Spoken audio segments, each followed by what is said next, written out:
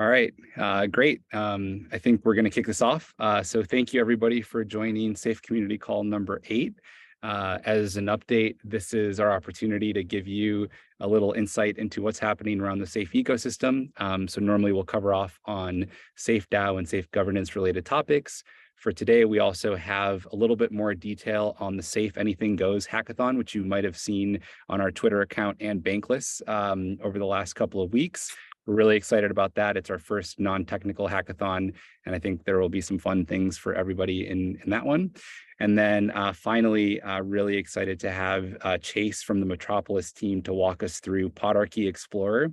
It's a pretty really cool, responsive new way to kind of dig into the details on different roles and permissions on smart accounts and safes, and you get to really kind of visualize the map of how DAOs are currently governed, how they're interacting with each other, how individuals are participating in governance, treasury management, et cetera. So really cool, excited for that demo. And as always, please let us know on Discord if you have any questions, comments, or would like to get involved. We're all ears for recommendations on how to make these better and more informative for all of you. So just let us know. And yeah, without further ado, first up from SafeDAO, I'm covering these today. We're normally getting this update from Theo, but he's unable to make it today. So I have a couple of just short updates, and then I'll hand it over to Isla for the exciting new proposal that just went live on Snapshot a few minutes ago. So the two ones before I hand it over to Isla are SCP number 5. So redistributing unredeemed tokens. This has been discussed on the forum, especially after the Snapshot vote passed. We just want to let you all know that we are actively working on next steps based on the technical implementation considerations given other work streams and OKRs that the SAFE core team is delivering on. So that's being developed right now. It hasn't been lost. Just given other priorities, we wanted to give this a time and attention, specifically on the technical implementation side, to make it really an effective redistribution of governance in SafeDAO. So stay tuned to the forum for updates from SCP-5. And similarly with the safe governance framework, that's also being worked on. As I mentioned, Theo will be providing updates. He was unable to make the call today, but he will have all of that in the forum in the next Safe Community Digest that will be posted there. So if you have any questions, please post them in the forum. Otherwise, yeah, without further ado, Isla, if you'd like to hop into, I think, what's been the hot topic for everybody for a long time. People keep asking us about this, and it's finally here. So take it away. Yeah, amazing. Honored to be here. Thank you, Jorge. Very excited to share that as of a couple of minutes ago, the Safe Grants program proposal is now live on Snapshot. So would be amazing to have everyone on there voting, and hope to have your support for the proposal. Really excited to get this grants program underway. Just thinking in terms of what happens, hopefully once it's approved. So it's live until the 10th of May. And hopefully it will be approved. And when that happens, the next step would be selecting our grants reviewers from the community. So the reviewer applications, we need to communicate the requirements. We should be able to do that early next week. And then the applications would go live around the 12th of May. And the way we're thinking about, we're still aligning a little bit internally with the team, but we would like to at least open early applications tentatively in May. This might be more like an expression of interest type application, because we won't be able to make any decision. Committee is in place, and that will be around June, July. Just based on the decision-making process that needs to happen with nominations and then elections for the community reviewers. So yeah, very, very excited. This is going to be an exciting experiment for the safe ecosystem, and looking forward to getting into it. I know there's a lot of projects that have been waiting for this for a long time, and we're really glad that we can finally get something going here, or yeah, pending vote, but excited for it. Thank you, Jorge. Very exciting. And if people have questions, as Isla mentioned, the vote link is in the slide. I'll share it in the chat section shortly, and it'll also be distributed in the recording after the call. So if you have any questions, please go to the forum. If not, on Twitter, we'll have the links up shortly. So thank you, Isla. And yeah, as always with SafeDAO, regarding SafeDAO digests, those are published, as I mentioned, every Friday. Theo will be providing the next update with the latest on SCP-5 and some of the other conversations that I mentioned earlier. At Safe Governance on Twitter is the best place to stay up to date with upcoming votes, new topics of discussion, anything that's really pressing. And yeah, a few more links that we'll all share after the call are here. But SafeDAO is up here for all of your questions or concerns. And as we go along the sections, if you want to drop questions in the Q&A, you can put them in now. We'll answer them at the end, but if you want to start popping those in, I forgot to mention at the beginning that that's okay to start adding them in as we go. So next up, the Anything Goes Hackathon. So you might have seen this on Twitter, on Bankless, on a few different places, but we're really excited to launch our first non-technical hackathon. What does that mean? In this case, really anything goes. We're really looking for smart accounts and account abstraction to become the default across networks. And there's already a ton of different projects that are being built that highlight the potential and the power of this technology. So we're looking to you to help us with spreading the word. So we're thinking of memes, presentations, new business ideas, how-to guides, videos. Really anything that isn't code is fair game, and we'd love to see your creativity in whatever ideas or different ways that we might promote these initiatives, what they might look like.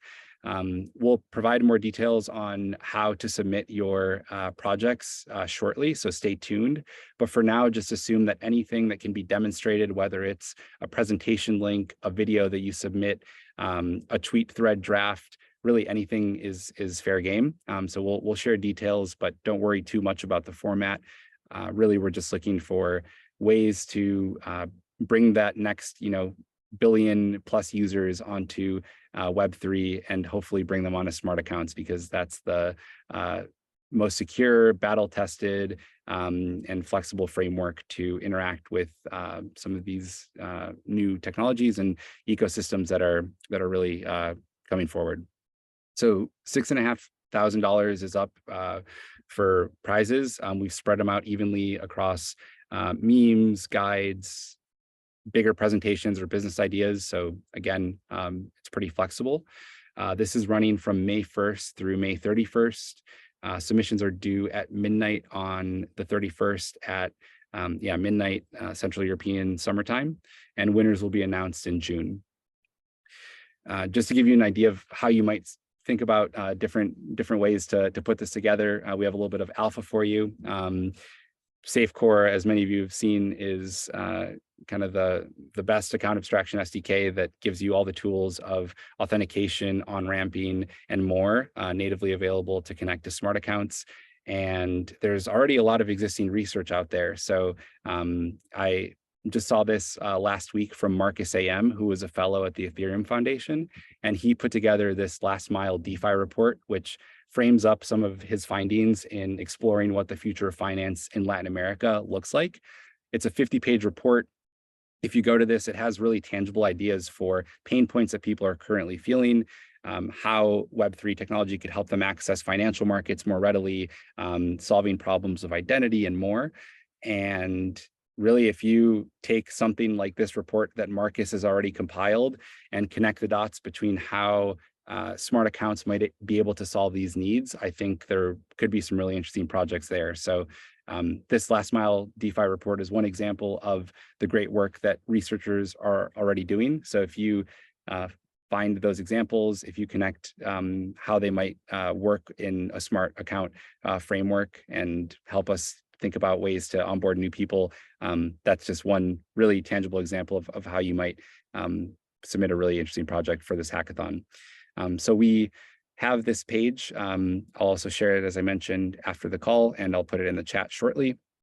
But if you go here, it gives you all the details on the bounties, the duration of the hackathon, and some more information. So in the meantime, if you have any questions, feel free to put them in the Q&A. Otherwise, really excited to see what people build. And yeah, that's the Anything Goes non-technical hackathon. For upcoming events, we are really excited to be in Lisbon next week. So ETHGlobal Lisbon is happening from May 12th to May 14th. We have $10,000 in prizes up for grabs as part of the official hackathon. If you go to Twitter, we shared that ETHGlobal tweet with more details on what the bounties look like, and you can find more details on the event there. We're also hosting a Beyond 4337 Lisbon edition on May 13th at 5 p.m. alongside a few awesome sponsors, including 1inch Gelato, Gnosis Chain, Zerion, and supported by The Graph and MetaMask. So a lot of really powerful builders, projects, and other people will be there. We're really looking forward to seeing all of you, and the invitation will also be in the chat. So looking forward to seeing some of you there if you're happening to be in Lisbon next week. So that's the update from SafeSide, from Safe Governance, our non-technical hackathon. And now, yeah, really excited, as I mentioned, Chase is here from Metropolis. And as part of our Safe Ecosystem Spotlights, we just like to highlight projects and builders that are doing really cool things in the ecosystem. So yeah, Chase, I'll let you jump in. I think you're going to share your screen. So let's see if we can do that. Let me know if you have any issues sharing. It says host disabled participant screen. I just actually it works. There now. we go. It should be good now. Yeah. Beautiful. Cool. Well, I'm super excited to be here. Super excited to share what we've been working on at Metropolis, and a little bit about our latest product that we just launched, which is called the Podarchy Explorer. Before we even do that, I kind of want to give a little bit of background on Metropolis and where we sit within the safe ecosystem for anyone who isn't familiar. So Metropolis is building a product called Pods. That's like our core protocol. And Pods are actually a wrapper around safe. So when you enable the Metropolis module for a given safe, you effectively allow our audited decentralized smart contracts to manage who is a signer on that safe. And what this actually does is effectively creates two types of roles within a given safe. So the first is a member, which is basically just a signer on the underlying safe.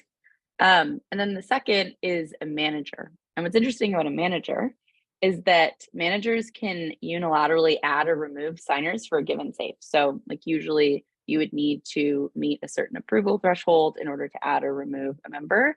But when you have the Metropolis module enabled and when you have a manager, that manager can just add or remove anyone without needing the sort of consent and approval from everyone else or from the required number of signers.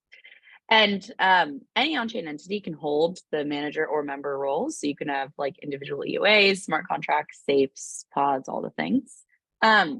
But the reason that this matters, and what's really exciting about it, even though it's a very simple primitive, is that it creates a possibility for net new types of relationships on chain. So an example here might be ENS, who uses pods, having the ability to actually have their governor contract as the manager of their pods. And just as a reminder, pods and safes are sort of one-to-one because a pod is just a safe with the Metropolis module enabled. And so the cool thing here is that ENS token holders actually have the ability to elect who sits on a given safe or pod.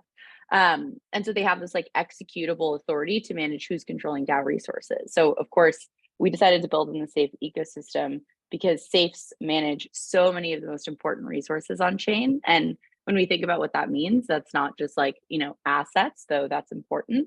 It's also smart contract permissions and other really high value on-chain resources that need to be protected and maintained properly. And so the ability to have something like token holders sitting as managers and being able to actually say who they want on a given pod is really important. And so the exciting thing about this is that it creates all these net new types of complex relationships on chain. But of course, it's very tricky to understand the value of all of that without having some sort of interface for surfacing these relationships. And so pods are our sort of original core product, like I mentioned, but we also just launched Podarchy Explorer, which is this visual interface for searching and understanding on-chain relationships. And so what's exciting about this is we didn't just limit the interface to searching for pods. You can actually search for like any EOA, any smart contract, any safe. Basically, if it's on chain, you can search it. And we've added a ton of different data. So one of the main things that we've been really focused on that I mentioned a little bit earlier is this idea of smart contract permissions. Like I said, traditionally, we think about resources, particularly that are protected by something like Safe, as assets, but actually smart contract permissions are a huge part of the value that Safe brings to the ecosystem more broadly. You'll be hard pressed to find a DeFi protocol that doesn't use Safe to, at some level, manage important smart contract functions and permissions. And so you can not only search different EOAs and safes and smart contracts, but you can also do what we call sleuth, which is effectively diving into all of the different on-chain permissions, membership, and more in this single spatial interface, which I'll show you in a minute. And then the final piece is sharing. So one of the things that we felt was really important as an ecosystem is making these things legible and understandable. And so Podarchy Explorer is built to share and built to be something that even people who are not like necessarily, you know, highly technical or excited about diving into smart contract code can at least start to understand. And so I want to show off a couple of different Podarchies, and then I want to leave a little bit of time for questions at the end too, if that's okay, Jorge. No, you wanted to leave questions for the entire Safe call, but I want to give a little bit of space for specifics. That's perfect. Yeah. Beautiful. So Podarchy Explorer is live. You can check it out at pod.xyz. This is our explore page. So basically what you're seeing here is different organizations and also individual users. These are sort of spotlights. Like I mentioned, you can search anything on chain, so you're not limited to what we have on this page. But I want to take you through a couple of Podarchies just to show you what's possible. So first is Monet Supply, who's an awesome delegate within the maker ecosystem and very involved in DAOs more broadly.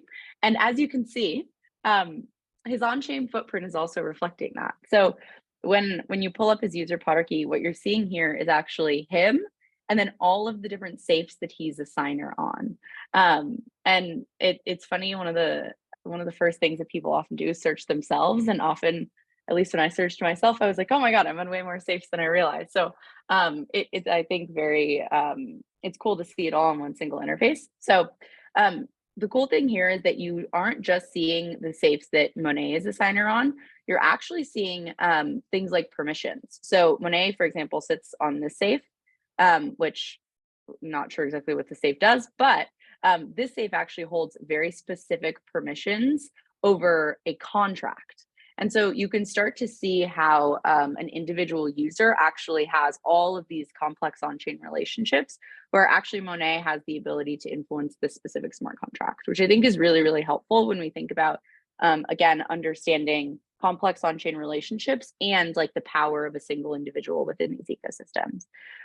You can also see that, for example, Monet sits on a safe that is not, he is not a signer on a Gauntlet safe, but the safe that he's on is a signer on a Gauntlet safe. So you can sort of start to see these like step function types of relationships. So that is the user Podarchy. There are also things like ENS, which is a much more complex Podarchy, but what's cool here is that you can see their time lock contract, which is directly related to their governor contract, is actually holding tons of permissions over different contracts, but it's also the manager over something like their public goods pod. And so what that means, as I was mentioning earlier in practice, is that token holders are actually able to elect individuals to sit on the ENS public goods pod. And then the ENS public goods pod is also a manager of another pod. So you really start to see these like almost like fractional types of power structures, and you can start to map those out in real time, which is really cool. And then the last thing that I will show is the Safe token contract, which is really kind of fun. So there are a bunch of different multi-sigs, of course, within the Safe ecosystem. I think the Safe token contract actually is probably one of the most simple Podarchies compared to others. But the cool thing is that you can actually see the relationships here in terms of permissions. You can see that this individual Safe is the owner of the Safe token contract. And so you can really start to map out how these relationships exist on chain and what types of on-chain permissions exist here. So we're constantly adding more and constantly sort of trying to improve the types of data-rich environments we can provide for people to explore this stuff. But yeah, that's a quick overview of Podarchy Explorer. Like I said, want to leave room for any questions people have. And I'll also throw the link in the chat in case people want to explore. Super cool, Chase. I had a question. So I've seen on Twitter, as people were kind of diving in and exploring on their own, there are use cases where like individuals could get a sense for all the different safes that they're signers on. Like to your point, it's hard to keep track of that, and seeing it in a single place like is often easier than having to like keep things in a note document or whatever. So that's like at the individual level. At the DAO treasury level, having like a finance manager, controller, being able to kind of see all these different connections and how things work together is super powerful. What are some of like the non-obvious things that have come up in like your or the team's exploration on what you can uncover, like use cases that might not be as obvious? I guess, what are you excited to see people kind of push on in terms of what's possible with Podarchy Explorer?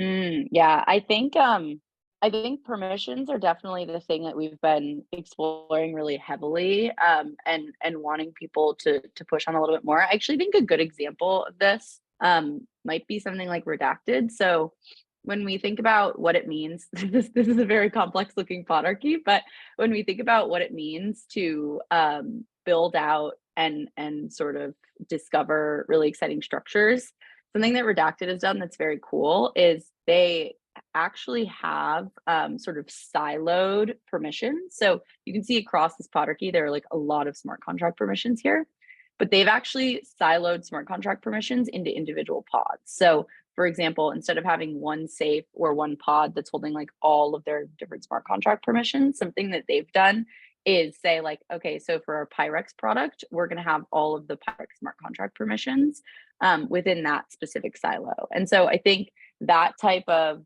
domain specific and like permission sort of control is something that we're really excited to see evolve. Also, I will say we have been very excited to see people doing some on-chain sleuthing and discovering some permissions that are maybe a little bit not so kosher, mainly because like I think being able to police ourselves and hold each other accountable within the ecosystem is really important. And so yeah, those are a couple of things that I'm feeling very excited about, and we as a team are watching closely. Super cool. I also know. Oh, go ahead. Oh yeah, go ahead. Yeah, I was gonna say, like having more people being able to monitor and keep people accountable, that, you know, doesn't require anybody to go into Solidity code to like verify, you know, the details of like a module. Like that's really empowering. And I think that opens up like real meaningful accountability and keeping people honest to their mission. So it's really cool. Totally. And the other cool thing is like, you know, we've talked with a lot of people who are using Podarchy Explorer at a high level to understand, okay, across this entire ecosystem, like what smart contracts exist here. And the cool thing is that like with something like ChatGPT, you could also go, okay, cool, Union Pyrex Vault. I'm going to go onto Etherscan and see what contract code that is. And even if I'm not technical, like I can plug this into ChatGPT and ask it to explain what's going on.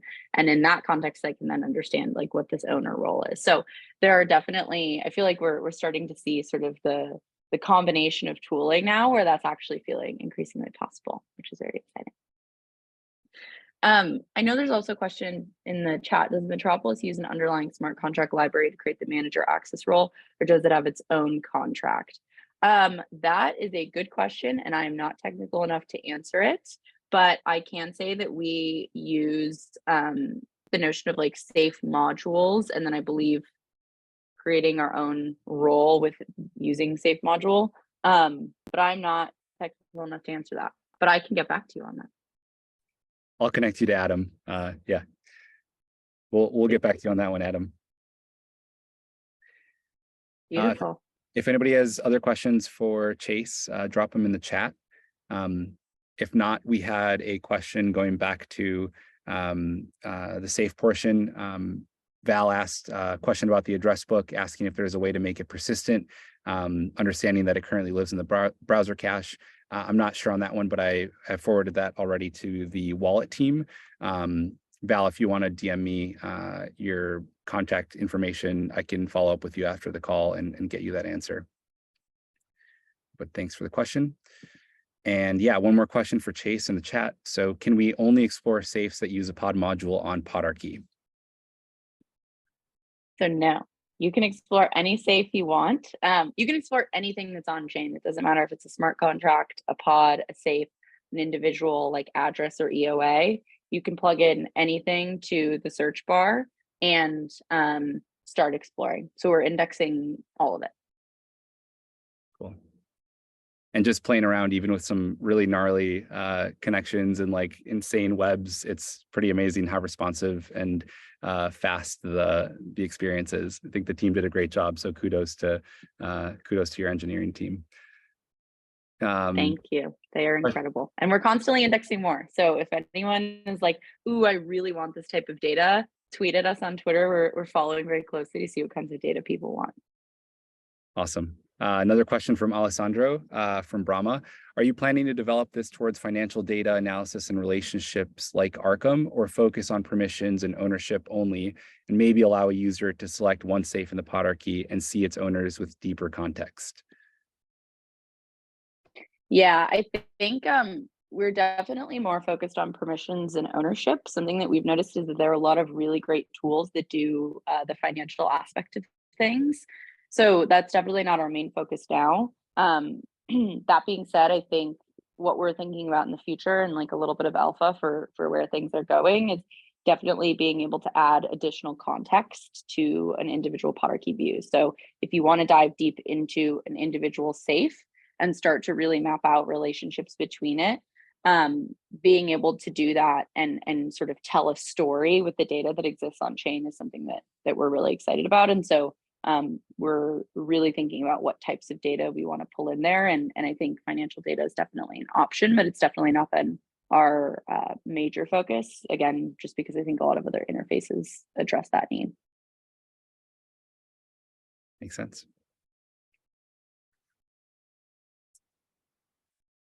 Cool. Actually, one more just came in. Does Podarchy cover Ethereum mainnet only or other chains as well? We get this question a lot, so it's Ethereum mainnet only. But again, if you're craving data on L2s or other chains, hit us up. I'll send our Twitter link because that's feedback that we would love to hear.